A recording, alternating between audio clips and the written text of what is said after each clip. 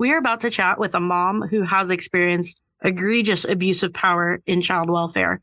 Join us today on Fostering the Future. Welcome to the Fostering the Future podcast, a show about all things child welfare, dependency, adoption, and foster care.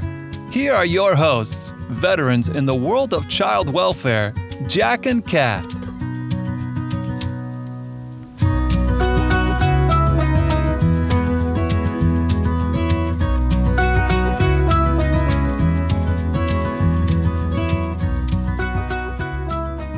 We believe that every human has incredible and equal value regardless of what side of the courtroom we sit on.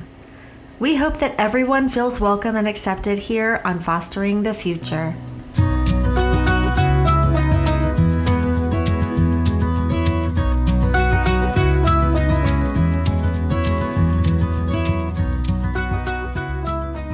Make sure you follow us on Facebook or Instagram as Fostering the Future Podcast, or check us out on our website at fosteringthefuturepodcast.org. Join us as we continue our conversation with Tasha.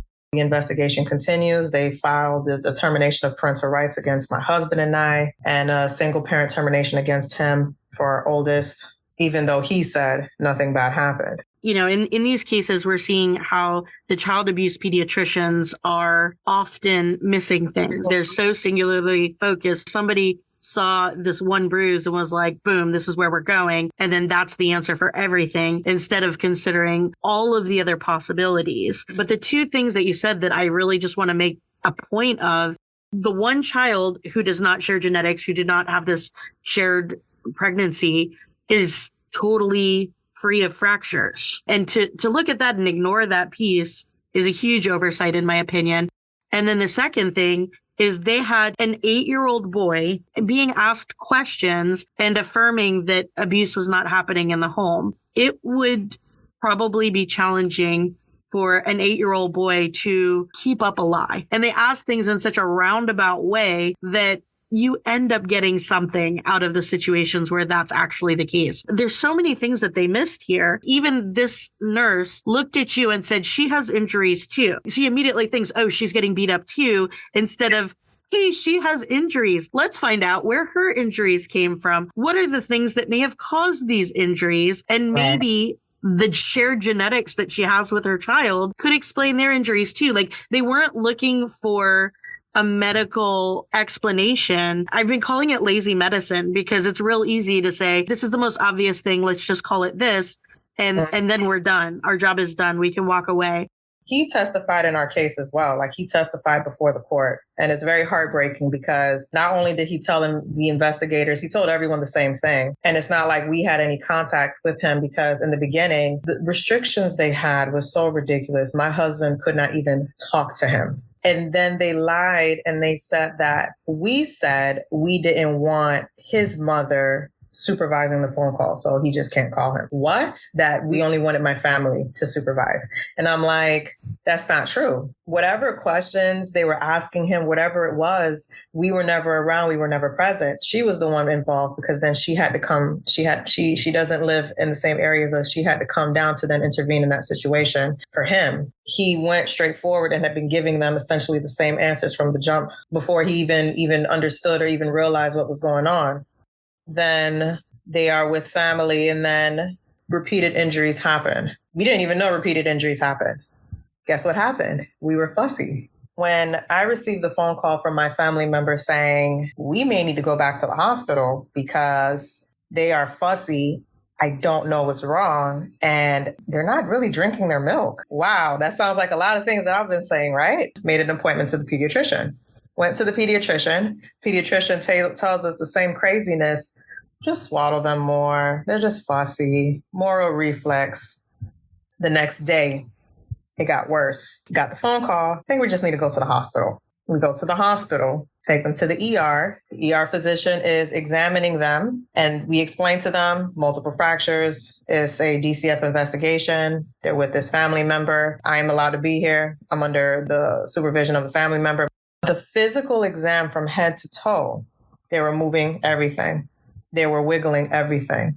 There was actually nothing on their skin. When I told my family member, we used to use these Velcro things, and I'm assuming that's what gave him the bruise. And he was like, we're not using that, and threw it to the side, never used it again. But guess what? When we stopped using it, they never got those bruises again. Because with Ehlers-Danlos syndrome, what causes the bruising is the shearing forces against the skin. Now we know that. At the time, we didn't know. So take them to the ER. They're like, maybe it's just, the whole reflux thing.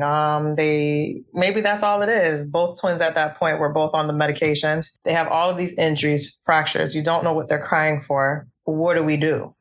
They say, okay, well, we'll do another skeletal bone survey. And now skeletal bone survey is just x-rays of head to toe. Then they said, you have the choice. I'll discharge you guys because we already know there's something, they have these fractures and stuff, just watch them. Or I can admit them and then see what's going on. Even though I'm the one being investigated, I was the one who said, keep them and find out what's wrong with my kids. She said, I hear you, Mom. Put in the admission orders. They were admitted. Before they had the skeletal survey, my family member was holding one of my twins, and apparently one of the injuries happened right there in the emergency room. When the doctor and the team comes in and they said they compared, I guess, the radiological exams and found that there were new fractures in whatever spots, my family member pointed to that part of twin A's arm. And he was like, would it be like right here? The doctor said, yes. Why? And he said, because I was holding him downstairs in the ER before they were going in for the x-rays.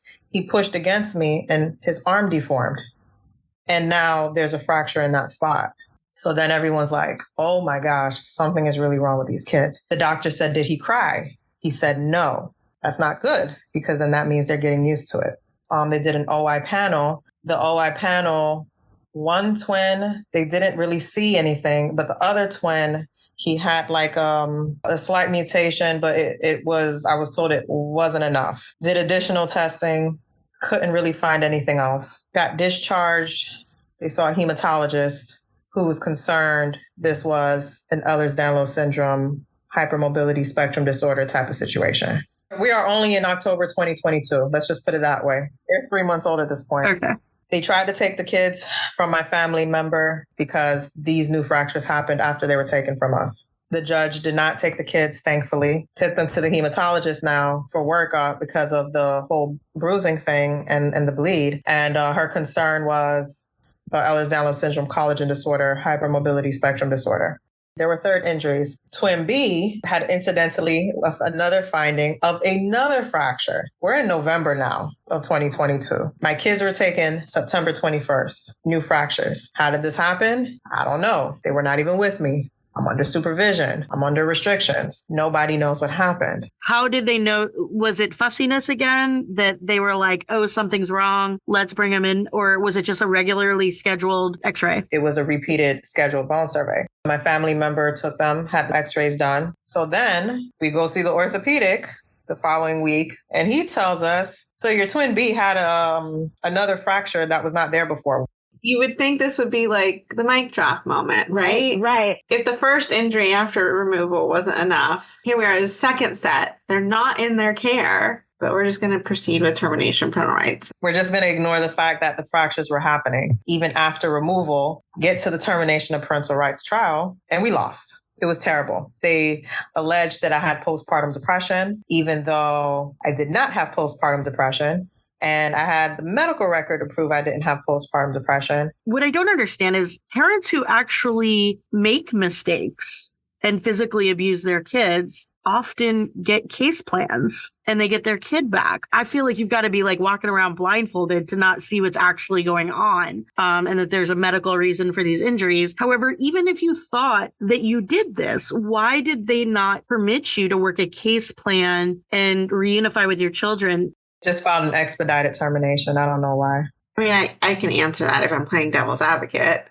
They look at twins with a ton of fractures and injuries, and so that meets the definition of egregious in the department's position, and that's what they ultimately convince the court. It's egregious. In Florida, if you've committed what is considered egregious abuse, meaning it usually means life-threatening, although it's worth pointing out her twins never needed surgery or treatment for any of these things. But yeah, if you commit egregious abuse, then they can just what we commonly refer to as upfront CPR you, not give you a case plan. The even sadder part about her case is without any harm to the older brother, any history of abuse. He kind of gets lost in all this, but he lost his dad too, and they don't have to prove that anything ever happened to him. And not only did he corroborate what Tasha and her husband were telling everyone, but his testimony was, I love my parents. I want to be with them. I want to be with my baby brothers. I don't remember exactly how they said it, but there's no abuse in my home. It's worth noting. I mean, Tasha's husband's ex-wife is supportive of them as well. I'm assuming she was in some form of relationship with your husband. She would probably have some type of idea. And who would have worse to say about you than your ex, right? And she had nothing bad to say about either one of us. And acknowledges that they did not abuse these kids. Yeah, if anybody would love the opportunity to talk trash about their ex, you would think here would be the opportunity. I've had kids who've had guns at their head, and that's life threatening. They got a case plan and the kid went home a couple months later. Why are these cases where it's this doesn't even sound like abuse? They're not even giving them the opportunity, which is crazy. Again, playing devil's advocate, these are little babies who can't speak up, who can't run away, etc. So I don't agree with it, but I can see that that's why they think they're justified in doing what they're doing. But yeah, don't even get me started on the sex abuse cases I've got where they give parents another chance. The inconsistency is crazy. For someone to hear these stories, it's this is horrendous. Is this what happens? But then when you're part of child welfare and you see that this is not what generally happens for kids who actually are in danger, it's just insane. The fractures that we're talking about here, it seems like a lot of the other families that we've spoken with, they're called fractures, right? But when you go to the actual medical experts, a lot of these kids, they're actually more like lesions. Is that the same with your boys too? When we got a hold of one of our doctors who reviewed the case and found findings of bone fragility and metabolic bone disease, what he explained was a lot of those fractures were actually little cracks. It was just microfractures, little cracks in the bones. So they weren't necessarily full blown, but he explained it they were more like cracks within the bone. That's how he explained it. We had another doctor who reviewed, explained and corroborated that if you look at their radiological scans, especially the CT scans, they had findings that would be attributed to bone fragility. So brittle bone disease is confirmed. The sad part is that everyone glossed over it and never put those findings of brittle bone disease in their actual reports. They just talked about the fractures, and they talked about how the fractures had callus and how the fractures were in different stages of healing. So it had to be a child abuse situation, but didn't talk about the fact that the different stages of healing dated back to prenatal, while I was pregnant, after birth, while they were hospitalized. Even my twin B, for example, who had rib fractures, they were oh, all of these rib fractures must have been from you. Someone snapped on these kids, not necessarily because the rib fractures dated back to before he was even discharged from the NICU. So who gave it to him? Maybe we need to be investigating the NICU. The search warrant for my phone. So my twins were still hospitalized. I was on the way to the hospital. As I come out of my house, all of a sudden it's a cop behind me. Driving, coming out of the complex, he's still following me. Then he flashes the lights. I'm great, it was for me. Pull over, side of the road, asks me for my license, registration, those things. All right, fine. Gave it to him. Then he comes back, asks me for my phone. And I'm no, that was my first reaction. No. And he tells me there's a search warrant for my phone. So I'm well, I need to call my attorney because I was told that anything that you guys do now has to go through him. I'm picking up my phone to call my attorney. And then I even said I needed to call my family member who was also going to be at the hospital because we were going to meet each other there to talk to this particular orthopedic who wanted to speak to us about the children. I'm telling this cop, and I don't remember exactly the chain of events, but I'm trying to explain to him, my attorney is supposed to meet with your detective today, and you're stopping me from my cell phone when they're supposed to have a meeting. I'm not understanding. Let me call him. I'm in the driver's side. There's the passenger window. He goes through the window, grabs me, trying to get my phone. So I'm trying to call my attorney. So then I come out the car and I'm screaming for help. This was broad daylight. This was early in the morning. I'm talking about this is the time people are going to work. I was trying to get to the hospital, waving down cars for help, right? I'm hoping someone pulls out their phone and start recording. I'm hoping somebody intervenes because this man just put his hands on me. He grabs me. He slams me on the hood of the car. Then he puts cuffs on me. I had a brace on my wrist, de Quervain's tendinosynovitis in both of my wrists. And I also have hypermobility of my thumb joint. So my thumb joint is constantly dislocating. So even up to now, I still have to wear a brace because my thumb joint dislocates out of place. But at the time, I had to wear specific like splint brace. I had a knee brace from when I fell during my pregnancy. I was still in physical therapy. I couldn't do physical therapy until I got cleared from the C-section. So I had just started walking at that point. They said I was trying to run in the street. I was trying to run away. I'm not really sure where exactly I was running to with all of that, with my brace and all of that. Got slammed on the car. Then he took the phone because then the phone fell, all of these things. It was fine. He called for backup. All of these police cars were there and it's just one of me. Then they make the comment saying that I was a big girl. That's why he had to use excessive force. Even though I had just had a C-section and I just literally got cleared from my C-section after giving birth to twins. They took the phone. I said, you can have the phone. It's just, I wanted to talk to my attorney. My attorney did eventually get on the phone and my, attorney was asking like, we were going to meet today. If you wanted the phone, fine. But what was the point of all of that? So they took the phone. And so that was the search warrant for my phone. Fast forward to the arrest. Of course, someone followed me again. They had sent the same cop that actually showed up to the hospital when I took my twin A to the hospital. I came out of my complex and I saw the cop parked in front of the complex. So I'm driving, and as I'm driving off, I see the cop come up behind me. I said, you've got to be kidding me. Where am I going? To see my kids because I was going to go into surrender the next day. So I was going to see them before I walked into jail. He follows me, called my attorney, my other attorney, answered, picked up the phone. I told him, there's a cop following me. It's not funny, but I was so like, you get so frustrated. You get to the point you're not even scared. You're just like, man, what do y'all want from me? I don't understand what you want from me. So I called, said, there's a cop following me. So he said, all right. I said, just, if you can stay on the phone in the event he's following me and not just necessarily driving behind me. I said, okay. Boom, the lights came on. I said he was for me. Comes up to the car.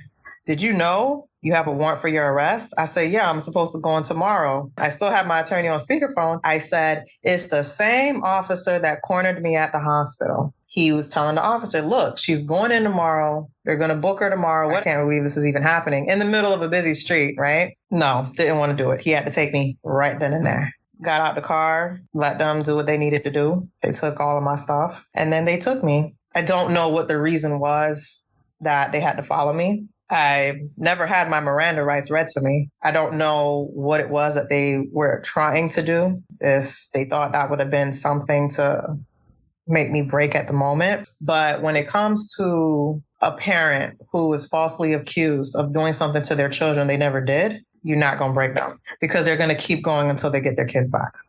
So I did whatever they told me to do and I got out the next day. And then we had our termination trial a couple of weeks later. They painted the whole postpartum story that I explained earlier. We lost.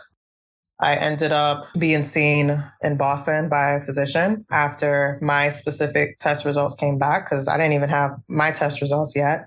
Got the official diagnosis of hypermobile EDS. Then I got in touch with Valentina. The case reopened. Got multiple physicians involved, from another Florida geneticist to another geneticist in Ohio who also does pediatric bone health, to a child abuse pediatrician that we had look at the case, Eli Newberger. Just to add some credibility and authority to Dr. Eli Newberger, he is considered the founding father of child abuse pediatrics. Also was concerned when he was helping develop this that it could get out of hand if people weren't following proper procedures and ethical guidelines, right? And the thing that I respect the most about him is when he was initially hired by Johns Hopkins All Children's Hospital to testify against the Kowalskis for Maya's trial. And they were paying him like hundreds of thousands of dollars to be an expert witness. And when he started getting into the medical records,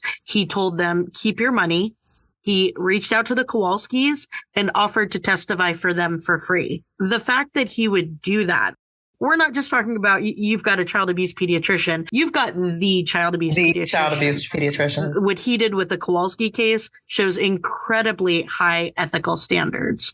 We tried to count today, I think. How many doctors are we up to that agree with you? We're up to 7 because it started with the pediatric hematologist. The EDS thing, it stuck with me because prior to all of that even happening, when I started seeing the orthopedic about my knee when I fell and he did my x-rays, he told me, your kneecaps are rotated. And I said, oh, is it because I'm accident prone? And I just made it into a joke because I'm like, something's always wrong with me. I'm always getting hurt by the weirdest things. And next thing you know, I'm in physical therapy. I'm in a brace, something. And he was like, no, you were born this way. So then I followed up with my primary care provider and I told my primary care provider and she was like, have you ever heard of Ehlers-Danlos syndrome? And that's when I started realizing, oh my gosh.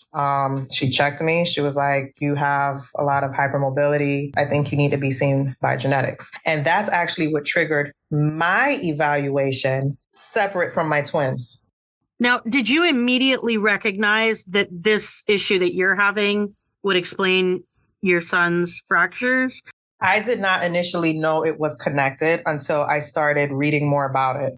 The first thing that came up when I read about Ehlers-Danlos, it says it affects blood vessels, joints, bones, cartilage. I said, wow, it's 13 different types. So depending on the type, it affects different parts of the body. The issue, I guess, that came up with our case with this particular type of Ehlers-Danlos syndrome is that they don't even know the mutation that causes the actual disorder to know exactly what it does and does not affect. And because they don't know the mutation, then there's are you even sure your kids have it? Because they're still babies. If it's an autosomal dominant condition, you only need one parent. And it is an autosomal dominant condition. And I think it's important to point out that the type that you have, the hypermobile type, you can't do a genetic test for it. It has to be a specialist. Everyone likes to say, oh, well, everyone got the genetic testing. They don't have anything. It's well, that was really just the first step in ruling out other conditions. There's a physical exam that you have to do. And it's not even just based on hypermobility alone. They're looking at other physical features. Do you have the blue-gray tint to your sclera, which I have it. So do the children. Obviously, the oldest does not have it because he's not my biological, right? Is there that flexibility? Yes. Baton score 9 out of 9. That's me. I have to wear braces when I do certain things because my finger joints are popping out of place. I had an orthopedic that said the reason why your hands hurt so much is because of the actual joint being popped out. Are my twins hypermobile? Am I a pediatrician? No.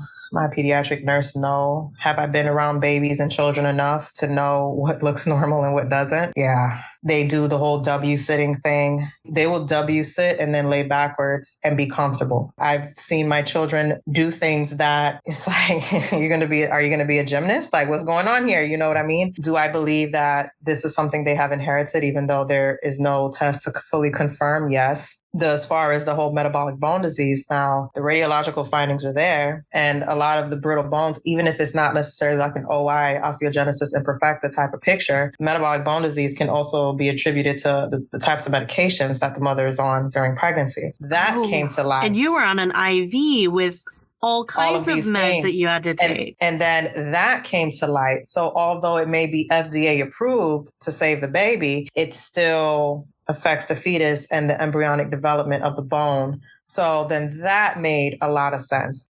You were diagnosed with EDS after your first TPR trial, correct? Correct. Then the case reopened and then we lost again for reasons that will probably never make sense to me. Okay, so the case reopened or it was a re-TPR trial? It's not a new trial. It was a reopening of the evidence, temporarily setting aside the judgment until she could hear the new evidence. So it's important to tell you guys too, when Tasha came to us, she had just found out she had HEDS. So we had that doctor lined up. And then, we filed the motion. I'll call it a motion to reopen. There's a more technical term. And then in the meantime, she went and saw that other doctor, the one who talked about all the risks for metabolic bone disease. So we did an amended motion to include him. Department and guardian certainly objected to the trial being reopened. The judge did reopen it, but very clear instructions from there on out. We were only getting those two doctors, and that's it. They testified over 1,000 times between them. So sure, like a handful of courts have not agreed with them. And that hurt us so much that they've come under attack because they defend parents. And I did have other doctors lined up that really couldn't be attacked, like Neuberger, for example, but I wasn't allowed to present them. But we still felt really good. I mean, despite the fact that they've come under attack, like, their credentials are still amazing and they're incredibly intelligent. I mean, Harvard and Yale educated, years and years of experience. The department's experts like pale in comparison. It's almost laughable, but yet ultimately the court sided with them. It was a reopening, not technically a new trial. And then she basically granted TPR again. You're telling me now that you've got 7 different medical experts that are actually experts in these things who have all confirmed that there are medical reasons for these injuries. They're not listening to these doctors, obviously. Who is it they are listening to? Is there one doctor? Are there multiple doctors that the state used? What is that doctor's credentials? So it's the CPT doctor, the child protection team doctor was the star witness. We've been kind of trying to be respectful and not name a lot of names here today. I will tell you she had only testified one other time ever. Her testimony was that in her entirety of her career, she had diagnosed child abuse 20 times. All the other times it had been diagnosed, it came with the help of others. I was actually going over the record today. They never talked about her education or any experience prior to her becoming the CPT director in less than 2 years prior to Tasha's case. That was the star witness of the first trial. We've got a baby, like a little tiny baby doctor, like a brand new squishy noob. She was pretty green. So when we got the trial reopened. And she was the director of the CPT? Yeah. And it's worth noting she's not even there anymore. She really didn't last very long. The department and Guardian made clear, like, well, we want to call rebuttal doctors. Fine, that's fair game. And they had mentioned they were probably going to call that CPT doctor again. So I deposed her and I was appalled. She said, I don't know. I think we counted upwards of 140 times in her depot. That probably wasn't even 3 hours. I mean, that's how many questions that I asked her that she said, I don't know to. The way I would describe her is a jack of all trades, master of none. You know, she's not a geneticist. She's not a specialist in any of these fields, Ehlers-Danlos, any of it.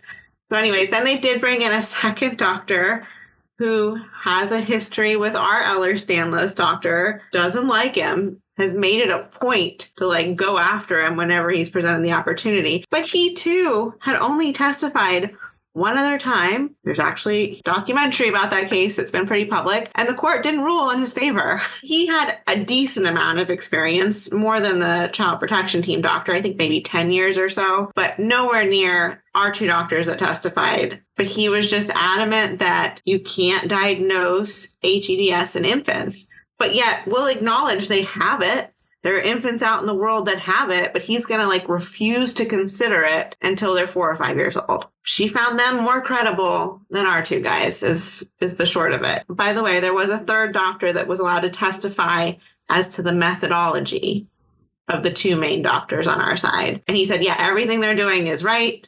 They're coming to their conclusions the right way. The judge wouldn't let him put on his own conclusions, which of course aligned with us. We went through 5 days of the department and Guardian just trying to keep our doctors from being allowed to testify, to say they were quacks, basically. So we went through that Daubert proceeding, and in the Daubert proceeding, we had a third doctor essentially vouch for the methods of the other 2.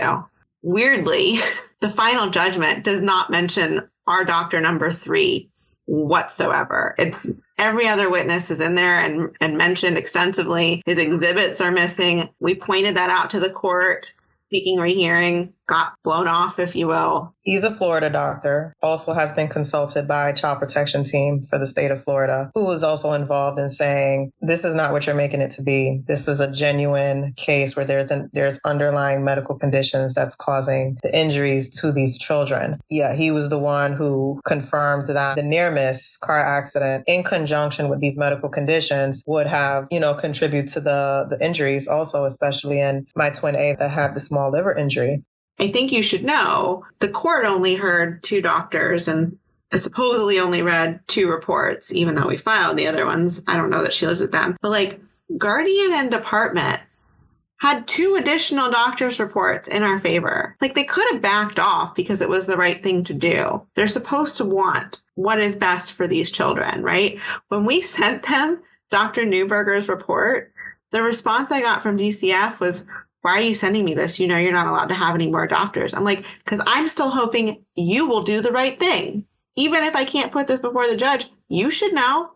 And by the way, that leads me to the other thing I want to point out. Guardian program failed to send that to their guardian. She didn't know about it for a long time. The guardian who testified the first go around actually did not support TPR for the older boy. Second go around, they seem to have forgotten because all of a sudden now they're advocating for everybody's to be terminated. The attorney that was speaking for them was, right? But the assigned guardian, it became very clear as time went on, she was on her side. She's a nurse practitioner also. Yeah. So she had like a medical knowledge and she was getting it. And they literally, I kid you not, they silenced her and then they fired her. Because they knew, we knew, she was on our side. And we were trying to push some buttons there where we could to get her to speak up and do the right thing. And they canned her. Think about that too. I mean, you know, if you go and volunteer for the program, don't be told what to do. Think for yourself. They did not follow the protocol when she wasn't really aligned with them. And that's, I think that's what happened is when I called them on it, then shortly thereafter, all of a sudden she was gone. They told me she quit. We later found out she was removed. Thank you so much for joining us today. Make sure you subscribe and follow us on social. We hope that you join us again next time and keep on fostering the future.